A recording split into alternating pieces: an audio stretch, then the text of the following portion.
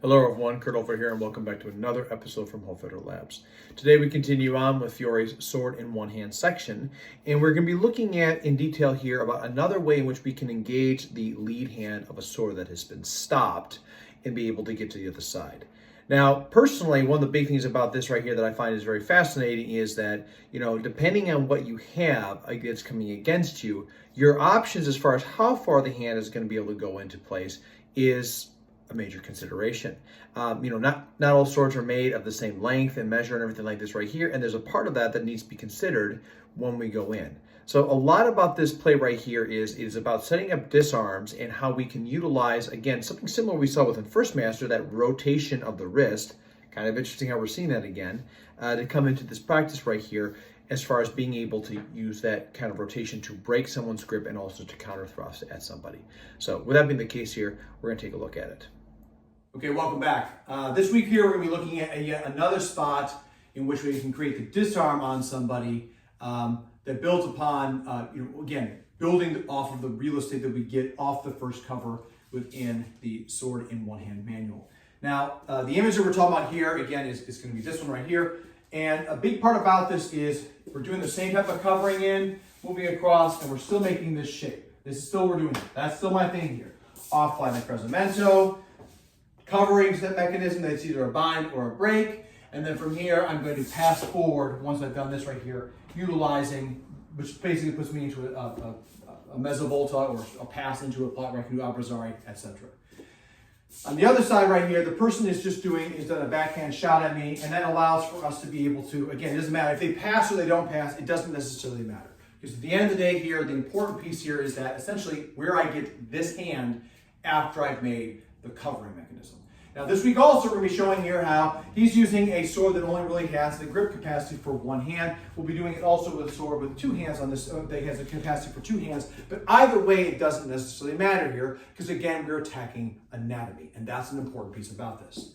So off this image right here that we have, as he comes in with this right here, all he is going to be doing is he's striking in. He's going to do that pass line, offline cut to strike into me. That's the swap that we have right here, and that's the first blow we're contending with. Again, whether it is that side or it's the Mandrito Fendente, he comes across into this, it doesn't necessarily matter. Both those right here, we're going to talk about how we get those plays because they do give us access. A part that's interesting right here about this right here is, to me, is that if this leg is forward, the Ligadura Mezzani is very, very accessible, where if it's the other leg that's forward, it's not as accessible because that part of his body is further back, which might be the reason why the image shows the feet the way that he does. So, he comes in with this right here, we've covered with this, I put my hand up into this place here. Now, one thing about this is, how I make this right here, all I'm doing here is I'm sweeping over. If in this case I can grab it, I'm going to grab the pommel and I'm going to turn this over, right? So in this case right here, meet up with the hand, I'm going to turn this low, which allows me access here into the arm to create the sword to go offline here. Because I'll disarm you and stick you with the sword at the same time. Again, that's just based off of real estate. Strike, boom, in, take the hand here. Again, I'm making that poster frontale here to seize it. And now I'm rotating my hand once again back into that first master cover. Okay, so that right there is a very important piece about this because right now, all I have access to is the pommel. And that's a big part right here that is very important to notice on this. In this case, because we are essentially meeting in this, if he does that pass forward with this, we're in a mirrored structure, and now we are in an opposing structure. Those are Curtisms. A mirrored structure for me is if we are on the same foot here. So this right here, my right foot's forward, his left foot's forward. We are mirroring each other. If we are actually anatomically staying the same way here, we are now opposing one another. Personally, I think this is a very significant thing because if I was just to go in, strike, well now I don't have the access that I would before, and it's better for me to push and turn offline into another play, right? Instead, I meet it, grab it, then step into it. That's all my weight in my body here, because it's the big guy, right?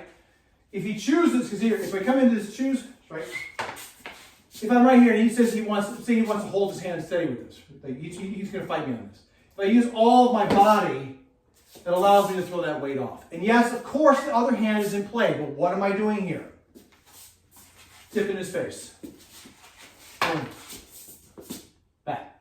I want my arm back. I want the tip right here. Yes, he can grab it. We know that Fiore believes in blade grabs. I believe in blade grabs. But still, pointing this at someone's face is a lot for someone to sit like, no, don't hit me. It's that apprehension. It's like he's trying to build up anticipation in him to say, is he not? And I can do both. Okay? So that right there is a very simple context of this. And again, the big part about this anatomically, to me, that makes sense is I'm not passing into it. I'm not going here. Because if I come up with this, that is all, I'm more into the center of the body right here. Whereas if I'm on this, I'm on the outside where the hand is viable and I can lean into it and pull it across. I want weight rotation to go against the arm as much as possible and not actually have to sit there and try to fight across here where my arm is like this. That is just using my upper portion of my shoulder and whatnot. And again, depending on the person, depending on the time, depending on the uke, depending on all these things right here, that may or may not be feasible. And that right there concludes what we got for this play. It's not a very complicated play. It is one that right there that I think oftentimes, for my own reflection, is something I may have missed as well. And I think the deeper meaning of it all is that essentially moving in and then allowing ourselves to get over with our weight in our hand is dependent right there. Another big part about this right here is, again, it works for either sword. So in this case right here, he's been using a pommel only. He strikes in with that. Now I can grab this, which does create this kind of concept. But either way, it doesn't matter. All swords at the time were not symmetrical. They have different sizes, shapes, makes, etc. And because of that, you're going to either have a longer position right here or only a pommel. So again, in, and now I can do that. And again, my tip is back. Or we swap rolls right here. Again, I have the longer pommel. He does not. I'm still going to do the same thing. Either way, it works. The weight shifting over with that pass is what gives us the access to perform this action. So as you can see with the video that, this right here specifically shows I've used an arming sword and I utilize one of my long swords. Because of the different options I have as someone that's fighting against a person, that's a big consideration that I would have to consider here. It goes back to the advice that Fiore states in the very beginning about being able to size someone up, assessing them, do they take up the position of avversary, etc., and then for you to do the same with yourself. This is an example right here where I believe the maestro is showing that if you have the room, the real estate to grab someone's a sword that is capable of holding two hands, this put one of your hands on that spot to torque it out of position and to utilize your other sword to cover and to rip it out into different concepts.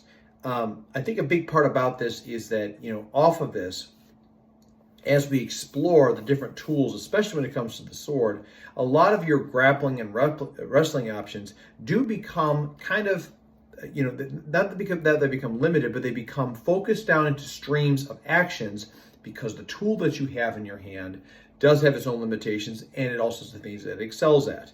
With a sword that has very, very limited grasping room right here, you're more or less, like you showed in the video, going to grab the pommel, which is a big counterbalance to that blade, which allows that kind of torquage. That's also going to be a part right there, in my opinion. Would I grab the pommel? Maybe, maybe not. That might be a part right there where I consider, okay, I'm going to work one of the other plays against this person because I don't have a lot of that levering action to get the piece out.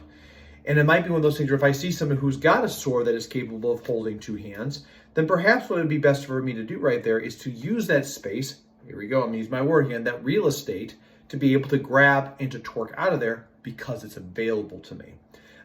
Something that happened, as a quick modernism right here, one thing that's been always taught to me when it came down to firearms, etc., is that, if you carry a firearm, you have to worry about two things. One, that it's on you, and then if you have to use, where it's at, but also it can be used against you.